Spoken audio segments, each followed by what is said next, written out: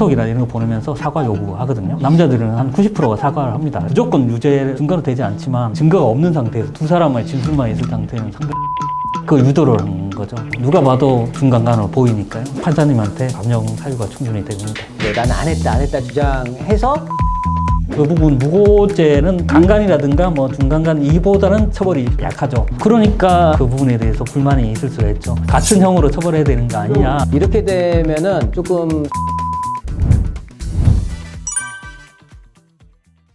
안녕하십니까. 법무부인 새로 대표 변호사 엄진 변호사입니다. 안녕하십니까. 법무부인 새로 파트너 변호사 송성환 변호사입니다.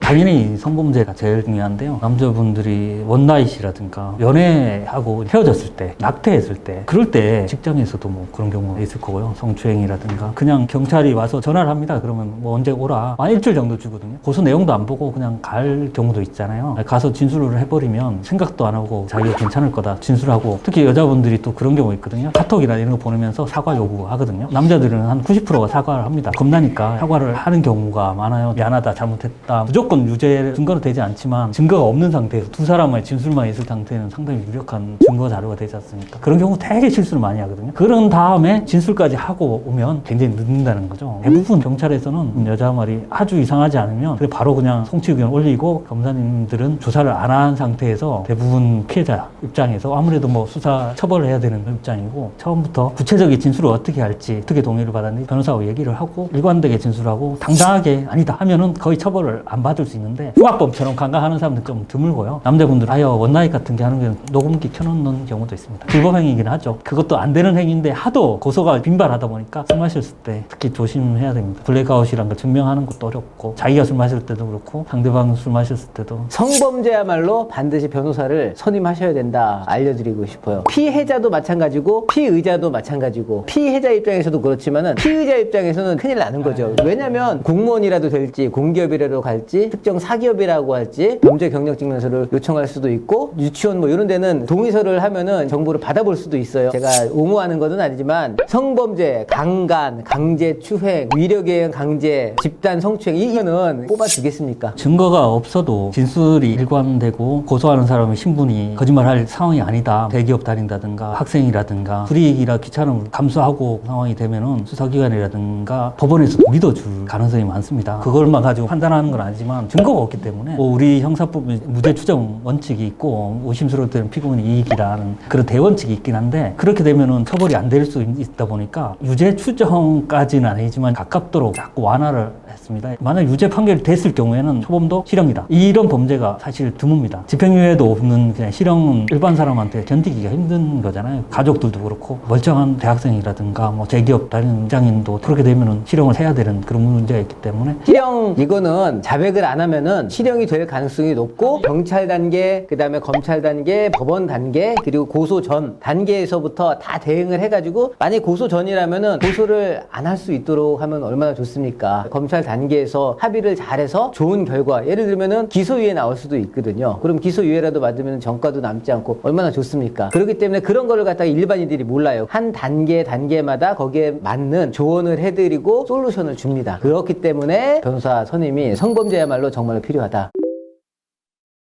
강원랜드에서 있었던 일인데요. 여자분이 돈을 빌리고 강원랜드에 도박을 하고 돈을 빌려준 그런 게 있었어요. 근데 그분이 돈을 못 갚다 보니까 돈을 빌려준 사람하고 같이 친하게 지냈어요. 그러면서 남자분 3분하고 여자분 1명하고 술을 같이 마셨는데, 구축해가지고 모텔에 가서 남자분 3분이 나왔어요. 2분은 그냥 가시고 한 분이 다시 들어갔어요. 우리 의뢰인은 다시 오라 말을 했다. 동의해서 성행위를 하고 그 다음 날까지 있었어요. 갑자기 그 다음 날에 여자분이 바로 그냥 경찰에 가서 신고를 해버렸어요. 되게 불리한 상황이잖아요. 모텔 CCTV에는 분명히 여자가 만취해서 끌고 가는 거 보이고, 다른 분들은 다 나가고 이분이 다시 들어갔으니까요. 누가 봐도 이거는 합의를 해야 된다 얘기를 했는데, 이분은 절대 아니라 자기는 동의를 받고 했던 거고, 여자분이 거짓말을 해 돈을 이제 안 갚으려는 그럴 가능성 충분히 있다, 그렇게 얘기를 하시더라고요. 근데 그게 이제 서울이 아니고 태백 쪽이다 보니까 그까지 가서 모텔을 하기가 힘들지 않습니까? 그래서 기록을 다 보고 그 사람을 믿고 진짜 동의받아서 했다고 하니까 알아봐라 모텔을. 근데 그 여자분이 모텔 구조도를 그렸어요. 구조도를 보면 보면은 문을 열고 바로 들어가는 그림을 나중에 그려서 검사한테 줬는데 그걸 보여주니까 피의자가 이 모텔이 아니다. 문이 2개가 있고 이 문에서 그 문이 열어졌다. 2번째 문을 알아보라. 이렇게 하니까 다른 분을 보내가지고 확인해 보았을 때 문이 2개였던 거예요. 피의자 말이 맞고 나중에 그려서 그림을 줬는데도 그 부분을 자기한테 유리하게 그려놨더라고요. 그 부분에 대해서 강력히 주장을 하고 압박을 했죠. 또 하나를 또 한 게 술을 마실 때 종업원들한테 증언을 땄는데요. 그 여자분이 술을 별로 안 마셨고 겨울이었는데 난로 쪽으로 약간 쓰러지려고 하다가 다시 이렇게 딱 오는 모습을 봤다. 술이 안 취한 것 같다. 이런 얘기도 들었어요. 강간죄가 워낙 형이 셉니다. 나이가 있고 이런 부분이 있으면 징역형이 3년까지도 나오고 여자분은 또 압박을 하고 이러다 보니까 서로 합의를 하고 선처를 받은 사안인데 당사자 말을 믿고 노력을 했던 그 부분이 기억이 납니다. 그게 집행유예 나왔었죠?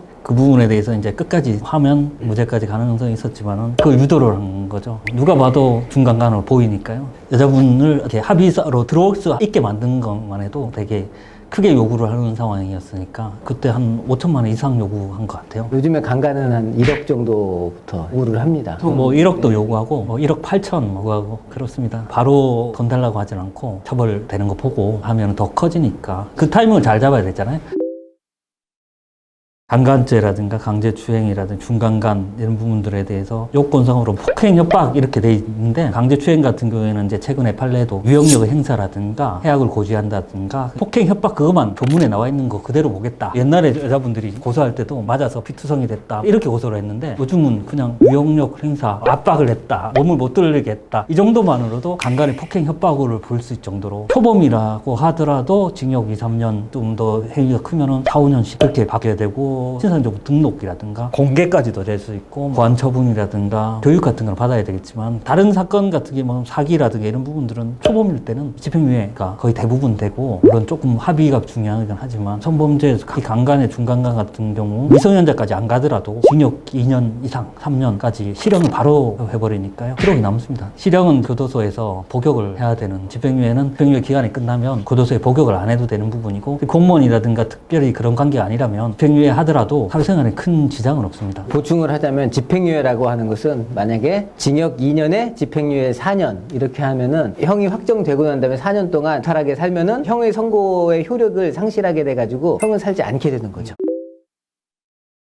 국선 변호사님도 열심히 하시는 분은 이제 열심히 하시고요. 피의자 국선도 국선 전담이 있기 때문에 열심히 하십니다. 근데 이제 건수가 좀 많으시고 비용이 또 이제 한 30만 원 정도 받는 걸로 알고 있습니다. 약간 좀 신경을 덜 쓰시더라고요. 모두 다 그런 경향이 아니라 모두 다 그런 경향이 조금 있는 것 같습니다. 피해자도 고소를 하게 되면 국선 변호사 선임을 해주긴 하는데요. 일단 뭐 참석 정도 별 얘기를 안 하십니다. 그냥 참석을 하시고 사선을 하시면 진술을 하실 때 일관성 있도록 법원 가서도 신빙성이 있도록 요건에 이제 폭행 협박이라든가 동의라든가 이런 부분들 잘 설명을 해서 증거도 사실 그에 맞춰서 CCTV라든가 지인한테 얘기했던 거라든가 여러 가지 증거들을 잘 수집을 하고 또 경찰하고도 커뮤니케이션 하면서 어떻게 주장하는지 증거 부분들을 어떻게 보강해야 되는지 그런 부분도 도움이 될 수가 있고 성범죄에서 가장 중요한 것은 증거거든요. 증거. 조그만한 증거라도 판을 뒤집어 올 수가 있어요. 왜냐면은 성범죄는 증거가 잘 없어요. 만약에 CCTV에 있다, 녹음 같은 게 있다 그러면은 무고하려고 해도 하지도 못하고 항상 애매한 증거가 없는 상황에서 이루어지기 때문에 증거를 가장 잘 수집해 줄 수 있는 이러한 변호사가 가장 좋다고 합니다. 그러려면은 소통이 잘 되어야 되겠고 의뢰인의 말을 잘 들어주는 변호사가 좋겠죠. 잘 듣다 보면은 실마리가 나오거든요. 그럼 이거 증거 가져오세요. 이거 있어요? 저거 없어요? 그거 가져오시면은 됐어요. 이거면은 고소할 수 있겠어요. 아, 이거면은 빠져나갈 수 있겠어요. 그러니까는 좋은 변호사는 한마디로 얘기하면 증거를 찾아줄 수 있는 꼼꼼한 변호사, 소통이 잘 되는 변호사, 이게 최고라고 볼 수가 있겠습니다. 일단 원나잇 같은 거는 안 하시는 게 좋습니다. 제 일경험은 하지 말라. 고소를 하게 되는 경우는 너무 쉽게 즉흥적으로 했다가 후회가 밀려와서 고소를 하는 경우가 굉장히 많거든요. 그렇기 때문에 일단 좀 참으시라 라고 얘기를 하고 두 번째 만나고 세 번째 만나고 그때 이렇게 좀 납보가 쌓이고 아 얘는 좀 더 만나도 되겠다 이럴 때 동의를 받고 진도를 나간다고 그러나요? 그렇게 나가시면 되지 왜 뭐 그렇게 바쁜지 모르겠습니다. 만약에 그럼에도 불구하고 해야 된다 그러면은 제가 봤을 때는 꼭 합의를 하시고 종이에다 좀 쓰고 뭐 지장이라도 찍고 그렇게라도 하라고 할 겁니다. 녹음해도 되는 건가요? 상대 얘기만 계속 나오면 문제 되는데 대화 중에서 녹음하는 건 괜찮습니다. 다만 화면이 나오면 안 됩니다. 증거가 되나요? 증거가 되죠. 강간이 아니다는 증거는 확실히 되겠죠. 근데 보통 이제 우리가 둘째 대화를 하신 분이 녹음을 하는 경우가 많고 통화도 녹음하시는 분 많잖아요. 근데 사실 그거는 합법적인 건 아니에요. 그게 형사처벌 통신비밀보호법상 형사처벌이 안 된다는 뿐이지 뭐 합법적인 행동은 아니거든요. 근데 이제 그게 꼭 해야 된다. 이럴 경우에는 위법성이 조각되니까 그 정도는 할 수가 있는데 만약 문제 삼는다면은 그것도 민사상 손해배상은 될 가능성이 있습니다. 근데 원나잇을 술을 마시면 아까 말했던 증강간이라는 무서운 그게 있거든요. 그러니까 동의를 했더라도 나는 정신없는 상태에서 이렇게 한 거다. 전혀 기억 안 난다. 그리고 뭐 휘청거리고 뭐 그럴 경우에는 CCTV나 이런 거 봤을 때는 되게 좀 위험하잖아요.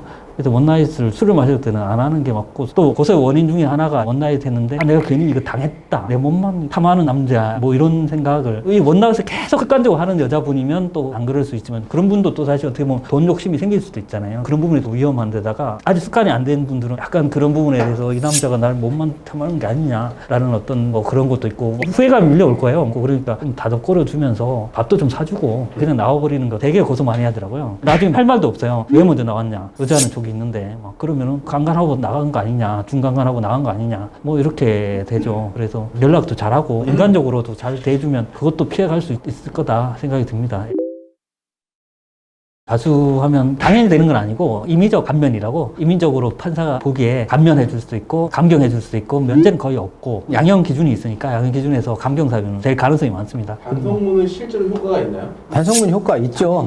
있죠. 다만 그게 진실되고 검사님이나 판사님의 심금을 울릴 수 있을 정도로 이렇게 진실되게 써야지 그냥 뭐 보고 쓰고 뭐 이러면은 효과 없습니다. 그래서 요즘에 뭐 원서도 뭐 대필 쓰고 그런데 그렇게 하면 안 되고 이 세상에 딱 하나밖에 없는 반성문 요게 돼야지 먹힙니다. 가정 환경이라든가 어려웠던 상황이라든가 자기가 뭐 학대를 받았다든가 이런 부분들을 반성문을 쓰면서 구체적으로 내가 어떤 삶을 살아왔고 와닿는 게 있거든요. 그러면서 이제 무혐의나 집행유예 이상 실형을 받아야 되는데 이제 벌금으로 이렇게 감형을 해주고 사람이니까 좀 감명을 줄 수 있는 반성문 그게 어떨 때 통할 때가 있습니다. 한 번은 용서를 해주겠다. 기소유예거든요. 재판이 간 다음에는 검사님한테는 반성문 안 씁니다. 왜냐하면 검사님은 무조건 이렇게 공소 유지를 해야 하고 처벌을 해야 되기 때문에 검사님한테는 안 쓰고 판사님한테 그런 사정을 설명을 해서 최대한 선처를 안 하는 거고 만약에 인정을 하면 진짜 진정한 반성을 하고 편지도 쓰고 진정하게 사과를 하고 금전적으로도 합의를 해서 처벌 불원이 나오고 그 다음에 부모님도 막 용서를 빌기도 하고요. 그 부분에 대해서 진짜 편지를 쓰기도 하고 잘못했다. 본인도 진솔하게 하면은 그 부분이 판사님한테 감형 사유가 충분히 됩니다. 이게 만약에 맨 처음에는 무죄를 계속 주장하는 거예요. 나는 안 했다 주장해서 예를 들면은 최종 변론에 검사의 구형이 5년 이렇게 때릴 수가 있어요. 이제 변론 종결하고 나서도 또 뭐 합의가 될 수도 있고 의견이 바뀔 수도 있어요. 그러면은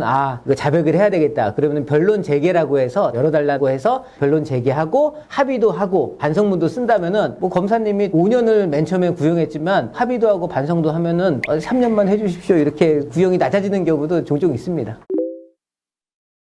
그 부분 무고죄는 강간이라든가 뭐 중강간 이보다는 처벌이 약하죠. 근데 그래도 집행유예 나옵니다. 최근에 방송 보도됐지만 여자애도 실형도 뭐 8개월 받았다. 약간 높아지는 순서입니다. 무고죄의 형량은 형법에 나와 있는데 10년 이하의 징역 또는 1,500만 원 이하의 벌금. 보통 뭐 1년, 2년 뭐 집행유예 이 정도 이렇게 나오고요. 거의 유죄 판결을 하더라도 반성한다. 그리고 인정한다 하면 이 사람이 뭐 형을 살았느냐 안 살았냐 이게 중요하잖아요. 이 사람이 뭐 교도소라 구치소라든가 구속이 됐다든가 이럴 경우에 만약에 나중에 무고가 됐다 이러면 이분도 실형 가능성이 있습니다. 무고가 그러면 그렇게 무서운 건 아니네요. 그러니까 그 부분에 대해서 불만이 있을 수가 있죠. 같은 형으로 처벌해야 되는 거 아니냐. 사회적으로도 문제를 낙인찍히면서 그다음에 이제 실형의 위험성, 직업도 이룰 수 있고 진짜 고통이 이루 말할 수 없을 정도로 큽니다. 그래가지고 진짜로 완전히 페인도 되는 부분이고 이런 부분이 받아들이기가 상당히 힘들죠. 우리가 알기로는 이 사람은 성범죄자다라는 게 딱 구별될 것 같은데 실제로 구별이 안 되거든요. 일반적인 사람들입니다. 전부 다. 무고죄가 사실 10년 이하의 징역이라서 마음만 먹으면은 뭐 3년도 때릴 수 있고 5년도 때릴 수 있고 엄격하게 집행할 수는 있거든요. 그런데 한국에서는 조금 그게 아쉬운 게 많아요. 그리고 웬만하면은 실형은 안 하고 벌금이나 집행유예 이렇게 많이 하시는데 이렇게 되면 되면은 조금 쉽게 무고하는 추세에서 법을 좀 엄격하게 집행하는 게 어떤가 저는 그렇게 생각을 합니다. 무고죄도 마찬가지고 강간죄도 마찬가지로 엄격하게 국가 권력을 행사를 해야 된다. 무고죄가 당연히 객관적 진실에 반하는 걸 고소를 한 게 무고죄 아니니까. 근데 객관 진실에 반한지 아닌지 증명하기 상당히 힘들잖아요. 그 증명 곤란성 때문에 무고죄가 처벌 안 되는 거거든요. 마찬가지로 강간죄도 좀 더 국가 권력을 행사할 때 조금 더 생각을 해 보시고 또 국가 권력을 행사를 해 주셨으면 한다. 그런 바람입니다.